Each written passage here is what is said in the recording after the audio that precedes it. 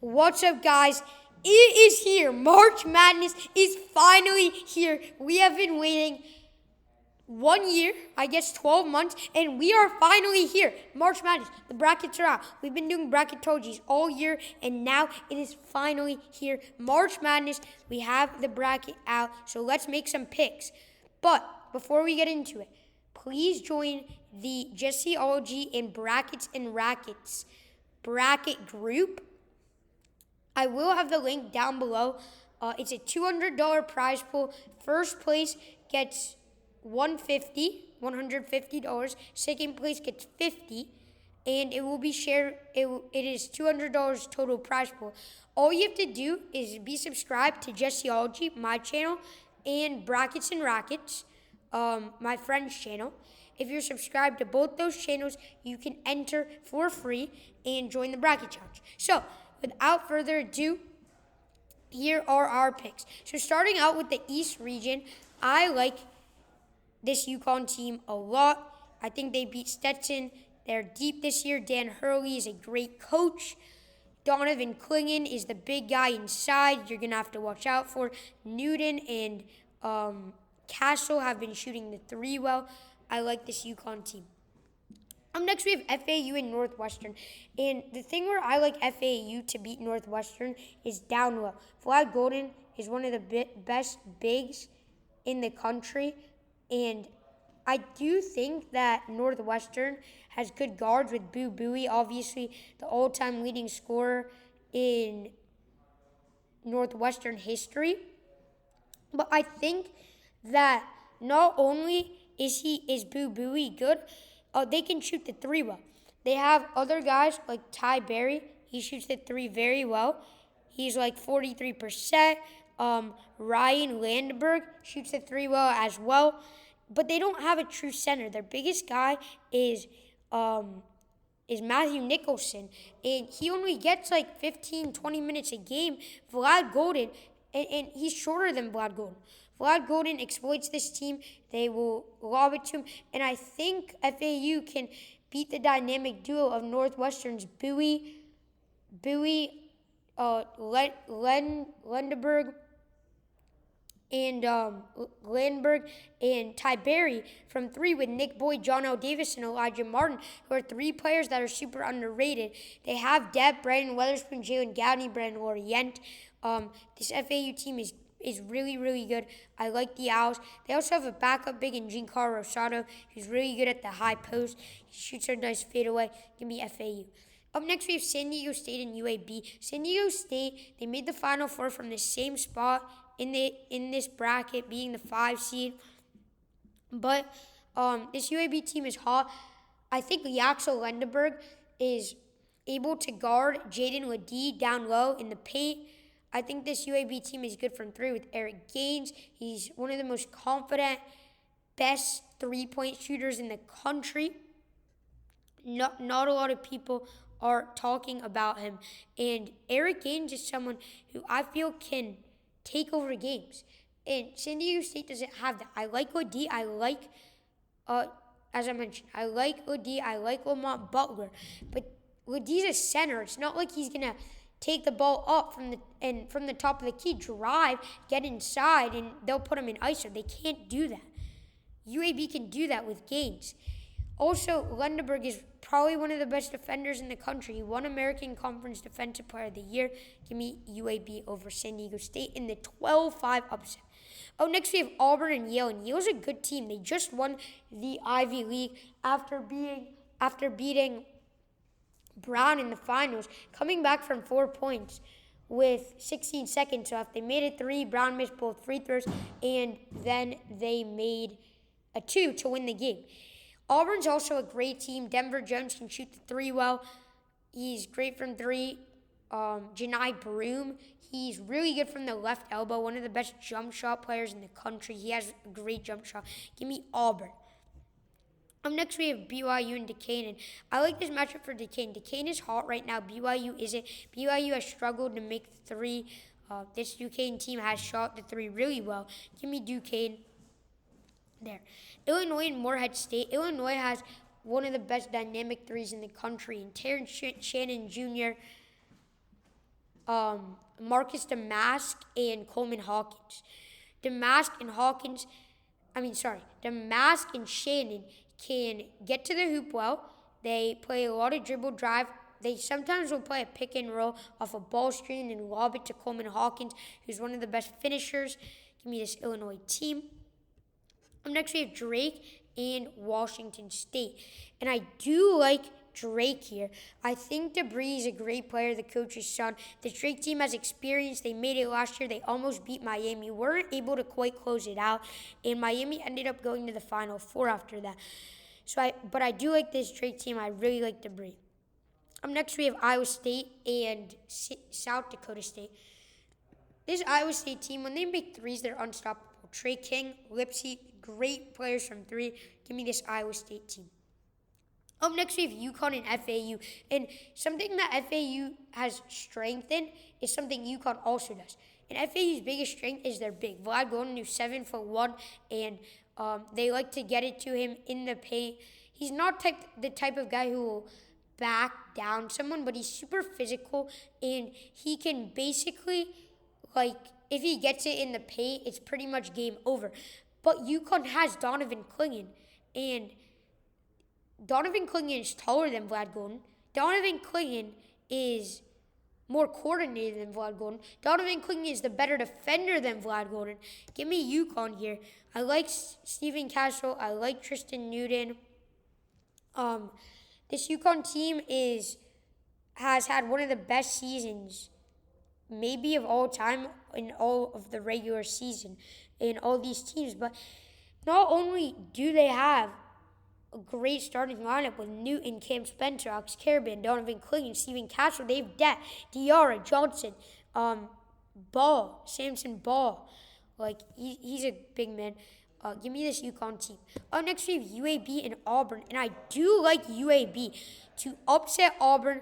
I like Yaxel Lendeberg, and I don't know if if Auburn has someone to contest Yaxel Lendeberg.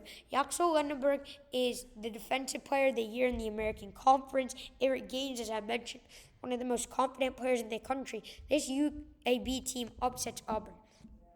Up next, we have Illinois and Duquesne. I am going to take Illinois.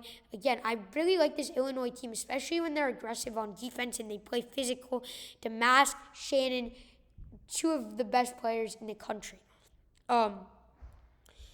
Damask always gets fouled when he goes up for a shot, and you got to put someone big on him. If you do put someone on big at him, bring him to the top of the key, and they make Illinois play a half-court set where they're not always in transition. You can beat this Illinois team, but I do like Illinois over Duquesne. They've been more consistent all season long. Give me this Illinois team. Up next, we do have Drake and Iowa State. I am going to go with Iowa State here. As I mentioned, when Iowa State can shoot the three, they're unstoppable. Trey King, Lipsey, two guys who are great. They just won the Big 12 tournament. They beat Houston in it, and I really like this Iowa State team over Drake. If DeBree can have a great game, then this Drake team can definitely upset Iowa State. But I do think Iowa State gets past Drake. Up next, we have UConn and UAB. Give me the Huskies here. Clayton can guard Lendeberg. Tristan Newton, Stephen Castle, two great players. Give me this Huskies team. Up next, we have Illinois and Iowa State. Give me Illinois here. Terrence Shannon Jr., super underrated.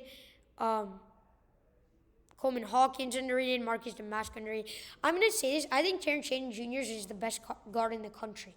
He's averaging 21-something points a game. He is just phenomenal. He is kind of more inefficient this year from three, but he was able to close out that game versus Wisconsin today while they were down 10. He hit two clutch threes. He was really good with that drive all the way to the hoop. He gets to the hoop well, and Coleman Hawkins is also super underrated. I like this Illinois team, but Iowa State is the better defensive team in this game, and that's where I feel like Iowa State could upset Illinois. But Iowa State is just too strong on super strong on defense. But I just feel like Illinois has too much firepower for this Iowa State team to overcome. This Iowa State team does share the ball well. They're 8 guys deep, and they play super unselfish basketball, and that's what's proven to go super far in March. But this Illinois team is a little more explosive. They have slightly more talent. Give me this Illinois team. Up next, we have UConn and Illinois. I don't think that Illinois can really guard Donovan Clingan. We saw Illinois play Purdue twice, and their kryptonite was Zach Edey, as he was able to get everything in, make a lot of floaters from inside the paint, even when they double him. And they're going to struggle with that versus UConn again, with UConn having Clingan. I do think if Coleman Hawkins has a great defensive day, if the refs aren't calling things, then Illinois has a chance at this. But UConn has been more consistent all year. This UConn team is super good. I really like Tristan Newton, as I mentioned. UConn is your first team to the Final Four. Up next, we have North Carolina and the winner of Howard and Wagner. Give me UNC. Michigan State and Mississippi State. Both these teams are teams where either of these teams could win. Mississippi State has been the more consistent team, but this Michigan State team has been more up and down, but they've had good wins. They beat Baylor by 30 points, and they're talented. Don't forget, they were a top 5 team at the beginning of the year. Tyson Walker, A.J. Hoggard, 2 great guards. Xavier Booker has been stepping it up lately. Give me this MSU team. Up next, we have St. Mary's and Grand Canyon. I like Mahaney. I think he's a great player. He's great from 3. But I think this Grand Canyon team is a little bit too much. Ty Grant Foster, an amazing player. Duke Brennan, super good from 3. I like this Grand Canyon team to go far. They went 30-4 this year. They made the tournament 3 years in a row. They have great coaching. They've had some big wins. They beat San Diego State. They beat Tarleton State. Grand Canyon. Next, we have Alabama and Charleston. And this Alabama team just finds themselves not being able to play defense well. And it's happened so many times. They let up 117 to Kentucky, 107 to Florida. This Alabama team is good with Mark Sears on offense. He gets to the hoop ball. But Charleston, again, they're 8 guys deep. They share the ball. Rainey Smith, the Australian beast, so good. Brozovic as well. This Charleston team also has experience. They were in state in conference play after having not a great non-conference play. But I do like this Charleston team to upset Alabama to set us up with a 12-13 matchup. Up next, we have Clemson and New Mexico. This Clemson team is underrated with P.J. Hall. He's a great player, but New Mexico is hot right now. Dante Dent, Jalen House, 2 guys that have been playing really well. They're big. They're also not that small. They're a big team. Give me New Mexico to have the 11-6 upset. Baylor and Colgate. Colgate shoots a lot of 3s, but Baylor's just too good inside with Eve Misi. They're a little more talented. Give me this Baylor team. Up next, we have Dayton in Nevada, and I am going to go with Nevada. This Nevada team, Keaton Blackshear, first off, is such an explosive, talented, athletic player. Is really good at the top of the key, can get inside well. He lays it. We've seen something from him that's pretty spectacular. He drives left. He can lay it in off with his right hand. He has that really good first quick step, and has a good first right step, too. He's improved from the free throw line. Give me this Nevada team. Arizona and Long Beach State. Give me Arizona. Up next, we have North Carolina and Michigan State. I could see Michigan State pulling off the upset. North Carolina is cold. I just don't know if they have a big to contend with Armando Bacon. I don't think they're going to be able to stop him. RJ Davis, super hot. But they have Tyson Walker, A.J. Hoggard, who could be hitting 3s. And they could play a huge factor in stopping North Carolina. I think North Carolina wins in a close game, though. But don't forget, Izzo, March is Izzo's month. Izzo could obviously pull this one off. Up next, we have Grand Canyon and Charleston. Grand Canyon, as I mentioned, Charleston shares the ball. They're super unselfish. They don't carry scores. But those teams tend to do well in March. But Grand Canyon is slightly more talented. Ty and Grant Foster, Duke Brennan. This team is good. This team is underrated. Grand Canyon is one of your double-digit seeds to the Sweet 16. Up next, we have New Mexico and Baylor. I'm going to take New Mexico here. Dante Dent, Jalen House, two really good players. And a lot of people in this matchup are going to say that you cannot guard Yves Missi, Baylor's big guy, who's been super good this year. And I say not so fast. Look out for JT Toppin. 6'10", center. He's athletic. He's averaging 13 points, and he's really good off the boards. I think he's averaging like 10 rebounds a game or something. I don't have it pulled up. But he is super underrated. Junior Joseph, another one of their bigs, who's super good at rebounding as well. And they don't shoot the three bad. Dent, Donovan Dent, as I mentioned, is great from three. So give me this New Mexico team. Up next, we have Arizona and Nevada. I could definitely see Nevada pulling off the upset in this game. I think Blackshear's a great player, but I feel like Arizona has more talent. Here's the matchup you have to watch. Caleb Love versus Jared Lucas. That's going to be an amazing matchup to watch. Both are around 6'5", I'd say. So that's going to be a great matchup to watch. But I feel like Nevada is not going to be able to guard Oumar Ballo down low. Oumar Ballo, I feel like they should feed him the ball more. This Arizona team and Tommy Lloyd should find ways to utilize him off pick and rolls and then lobs to him.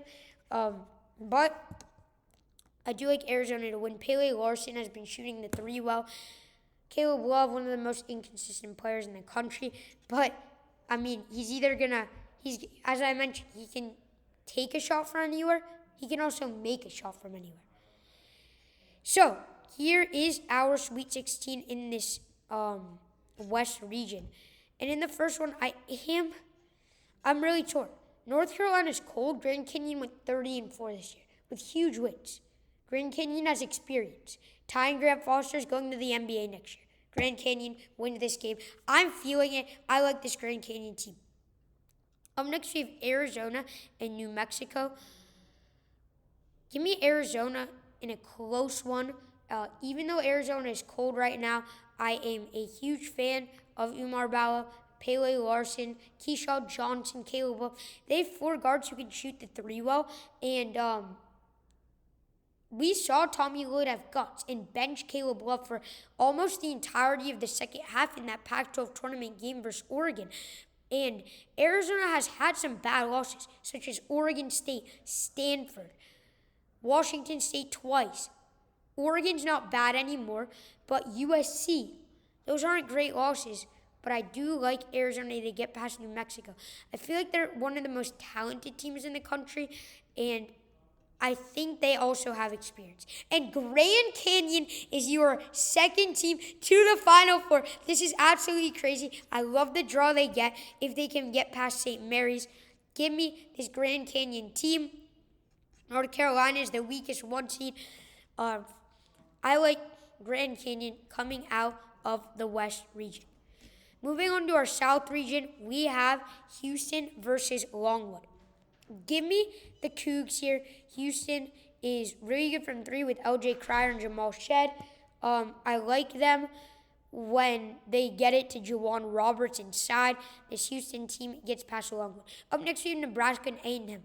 This is such a tough matchup. Both teams are great. They both made the semifinals of their respective tournaments. Obviously, A&M in the SEC, Nebraska in the Big Ten. Nebraska has been playing some good basketball recently, but A&M is a little more talented with Wade Taylor and Tyrese Hunter. They're hot. They have great wins. I mean, they beat Kentucky twice. They beat Tennessee. They beat Iowa State on a neutral court.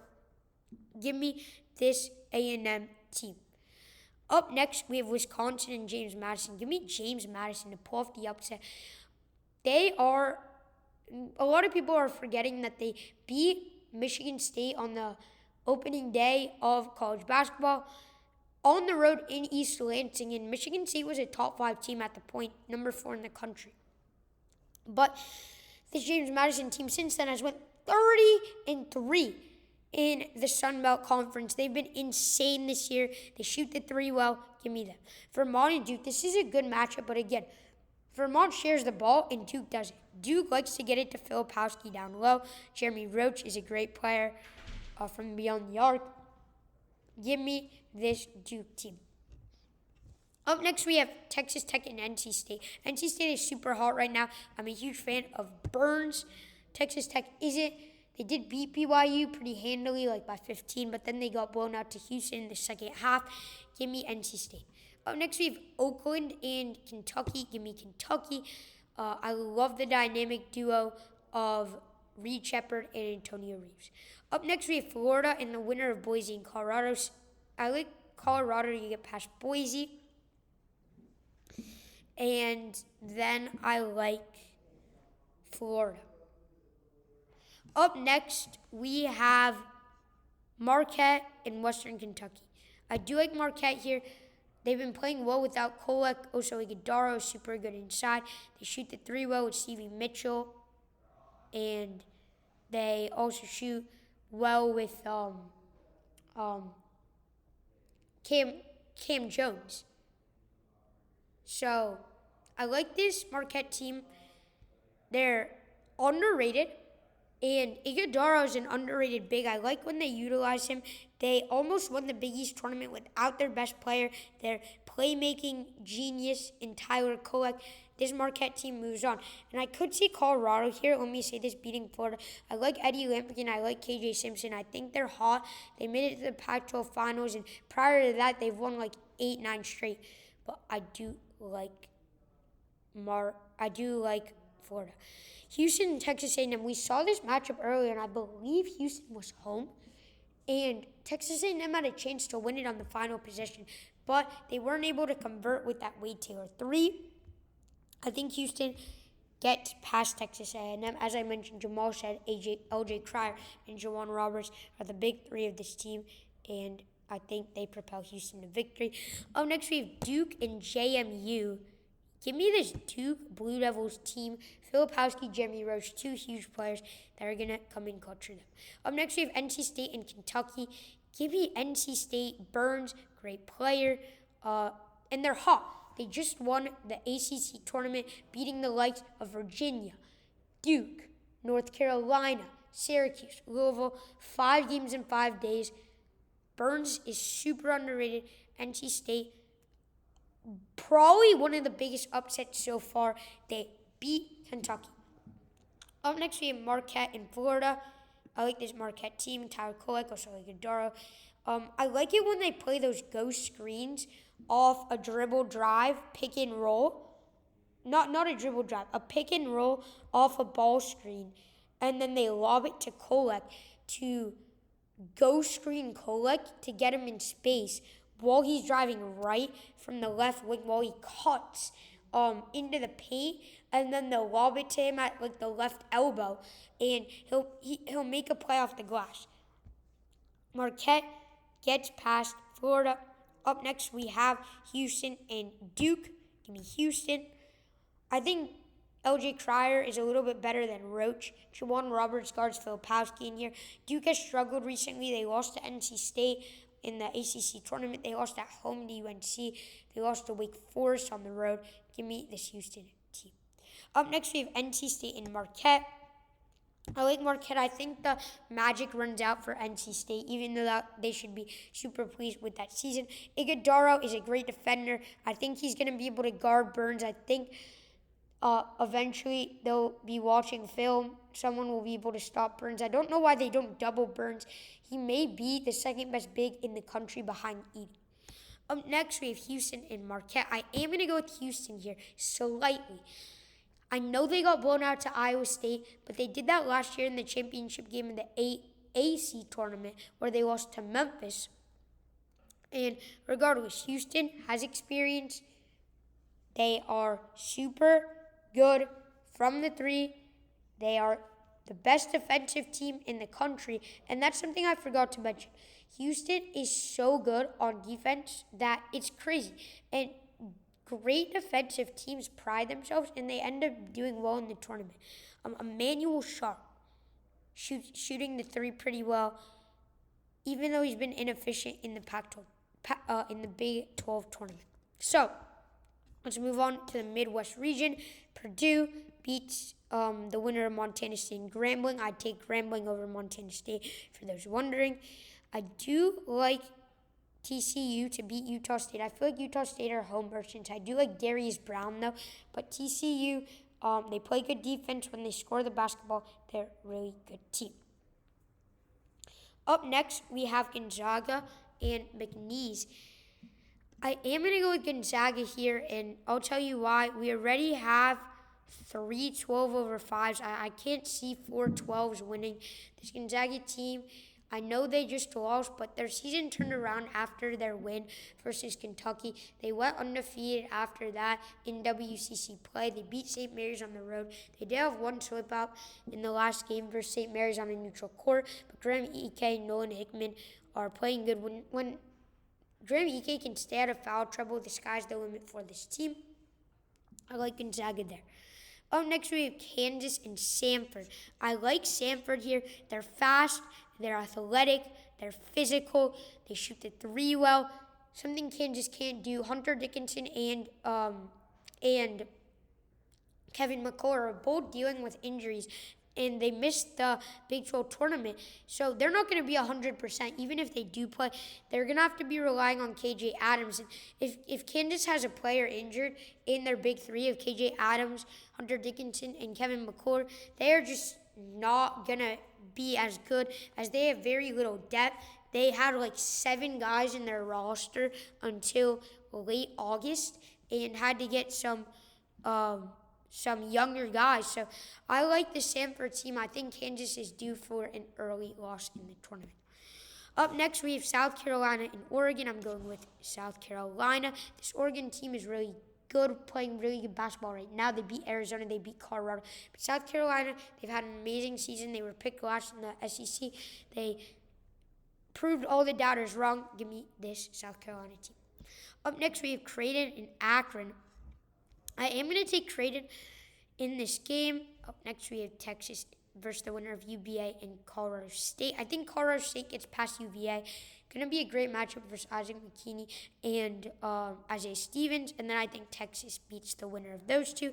And then Tennessee and St. Peter's. Give me Tennessee. Up next, we have Purdue and TCU. Give me Purdue.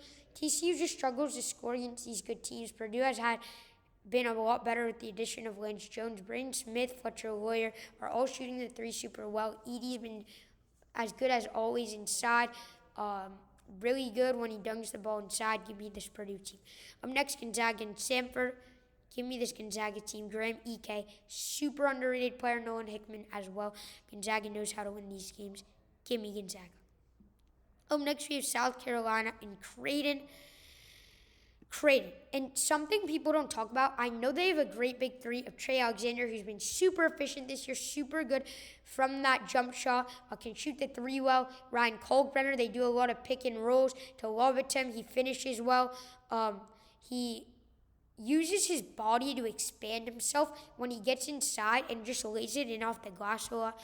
And he makes it seem so effortlessly. And then Baylor Shireman, he's a lot like Caleb Love, can take a shot from New York, can make a shot from New York. And I trust him with the game in his hands late because he's confident in himself. He's not going to get nervous like some of these other players on other teams. And not only with the big three, as I was saying, they have depth. Jason Creed, great three-point shooter. Farabello, he's been playing well. Stephen Ashworth, this team is deep. Stephen Ashworth has been making logo threes. Creighton can score well. Give me this Creighton team. Up next, we have Texas and Tennessee. I'm going to go with Tennessee here. I like this Texas team when they utilize Max Asmith, which is something I think they should do well. He's shooting great from three. But Tyrese Hunter is also super good. I like it when they play Desuin, but he's their defense basically. He's super aggressive on defense. He contests a lot of shots. He's good off the boards. But this Texas team, their primary scorers are A. Smith and Tyrese Hunter. And when you're two guys heavy, it's hard to beat a team that's so deep in Tennessee with Dalton Connect, Josiah Jordan James, Zakai Ziegler. I like this Tennessee team to move on. Up next, we have Purdue and Gonzaga. I'm going to take Purdue. I think that no one on Gonzaga, I don't think Ike can really guard Edey, and that's somewhere I like this Purdue team in. Tennessee versus Creighton. I do like Creighton here, and I like Creighton just for one reason. They are really, really, really good from three. Stephen Ashworth, Baylor Shireman, Farabello, Trey Alexander, they can all shoot threes, as well as Calder. The entire team can shoot threes. The entire team plays aggressive on defense. Both these teams, Tennessee and Creighton, had early exits in the both their respective tournaments. Creighton beats Tennessee. Up next, we have Purdue and Creighton, and I am going to go with Creighton and for one reason. Not many teams can guard Edey. Creighton might have the third or fourth best big in the country in Kalkbrenner, who's easily the best defensive big in the country. Kalkbrenner can defend Edey pretty easily. He's averaging just over 2 swats a game. For people who are unfamiliar with swats, they're basically blocks. And they can double him. They can bring Shireman in with Edey, and Edey really struggles off a double. I know that he could find Fletcher Loyer, Lance Jones, or Braden Smith out for 3, but this Creighton team is defending the perimeter better than ever when they're focused, when they're aggressive on defense, which I think they will be in the tournament. This Creighton team wins. I mean, the sky's the limit. They beat UConn by 20 points, who's arguably the best team in the country. Moving on to our final four, our first game is UConn and Grand Canyon. The magical run runs out for Grand Canyon. Ty and Grant Foster can't do it all, as well with Duke Brennan, but I do like this UConn team.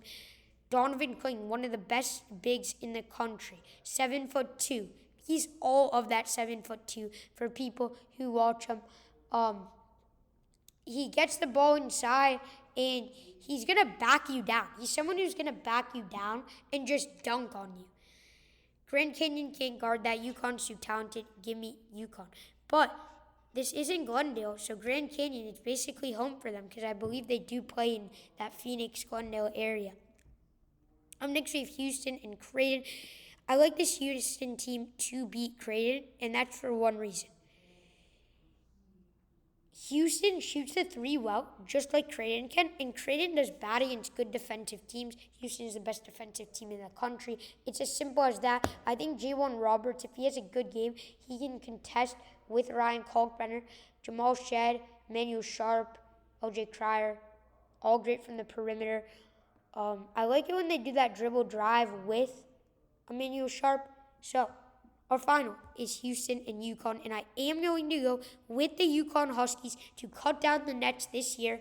They're the most talented team in the country, the best team in the country, one of the best teams I've seen, one of the most well-coached teams I've seen.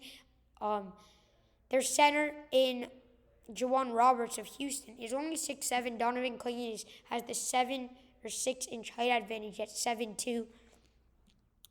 So, our final score prediction, I'm going to go with 78-61 for the Cougs, for the Huskies there. And yeah, those are the predictions. I really appreciate you guys watching this video. Please subscribe, leave a like, and remember, join the bracket challenge. Link will be down below in the description. Free entry. All you got to do is be subscribed to myself and Brackets and Rackets, and the winner will get $150. Second place gets 50 free entry. So thank you guys so much for watching. I hope you enjoyed. Leave any comments down below. Leave a like, subscribe. Thank you guys so much for watching. See you in the next one.